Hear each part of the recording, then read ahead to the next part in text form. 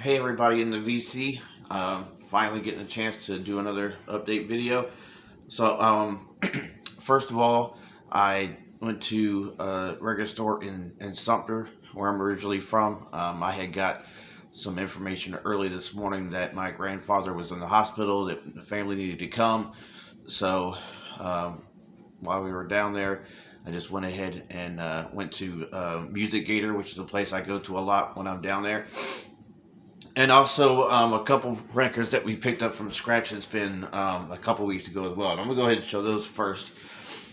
A couple of new releases. So this is the newest album from Soulfly called Totem. Really, really good. I had listened to it on Amazon before my wife had purchased it a couple weeks ago.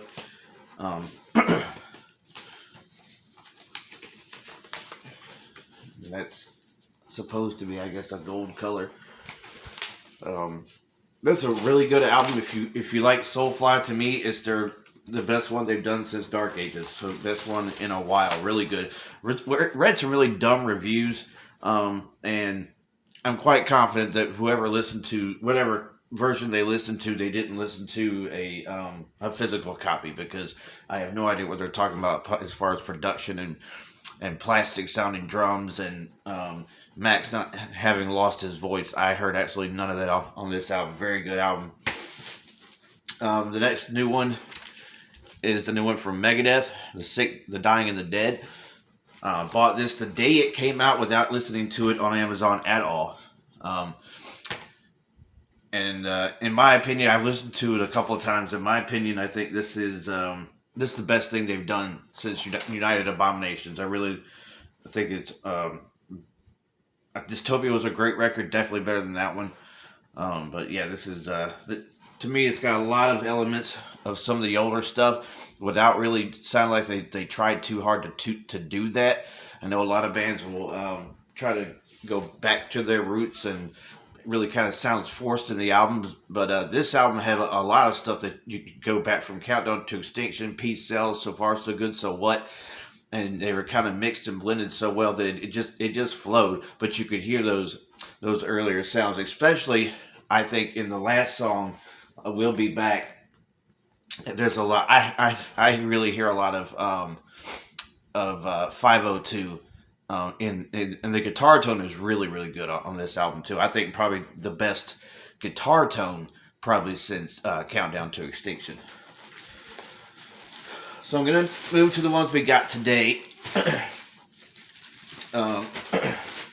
This is the latest from Michael Schenker, Immortal. This came out, I think, last year, or possibly the year before, 2021, so last year. He's got some guest vocalists on this. Ralph from Gamma Ray and Primal Fear. I don't want to try to mispronounce his last name. He does a majority of the vocals on this album. And it says it's a black one, so I'm not going to open it to show you. Because black is, I mean, I don't want to say boring, but I mean, we all know what black looks like. Okay, so one my wife picked up to add to our AC/DC collection, Fly on the Wall. This is one of those albums that kind of gets hit and miss for some people. I think the first two albums with Brian Johnson really kind of set a bar like really, really high. So the albums kind of came after it for a while, didn't get as much recognition. I think this is a pretty good album still. Songs like Hell or High Water, Sink the Pink, First Blood, Shake Your Foundations are just excellent songs. And I do believe this is an original copy as well. Yeah, 1985 original copy on Atlantic Records. Here's one I didn't actually think would see in a store, and definitely didn't think I would see at this price. My wife picked it up. This is the original version of the very first Alice Cooper album, Pretty's For You. You probably can't see the yellow lettering in the light kind of shines off, but so they didn't get what they really had as far as their sound until maybe a couple albums later. but it's definitely good to have for the collection, and to have the very first one, and for only $7 was a pretty good buy, I think. And the last one that we picked up, I had been thinking about picking this album up for quite a while, but I always felt that the price I kept seeing it for was just a little high for me to want to buy it. And this is album I really do love. But this is, and for only $20, Metallica's Black Album, self-titled Black Album.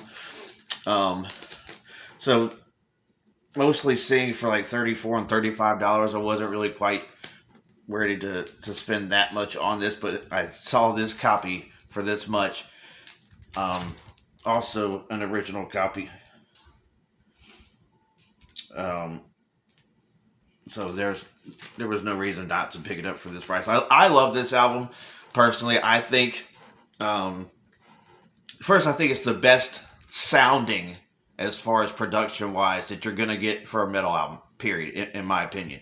A lot of the early '80s and '70s metal albums, production was really kind of thin, in my opinion, and probably most everybody's opinion too. I think that it had a nice thick feeling to it, but it wasn't overproduced like a lot of stuff is now. I think this is probably this is the last really great produced albums. I love the album all the way through. I know some people think that maybe this could have been like a 4 or 5 song EP. I don't feel that way. I truly love. The only song I would have kicked off of this would have been "Nothing Else Matters." I would have, if I had been the band, which I'm not, which obviously, you see where I live and you see where they live, so they get to make these kind of decisions. I would have released it as like a standalone single or something on a soundtrack or something like that. I felt that even though you got another balladish song in Unforgiven, I felt like this was still a little bit too far from them. It's not a bad song. I don't hate the song. I just would not have included it on this album. And it wasn't supposed to be originally anyway. But, Lars got his way, and he got it put on there. So, all in all, not too bad the last 2 weeks.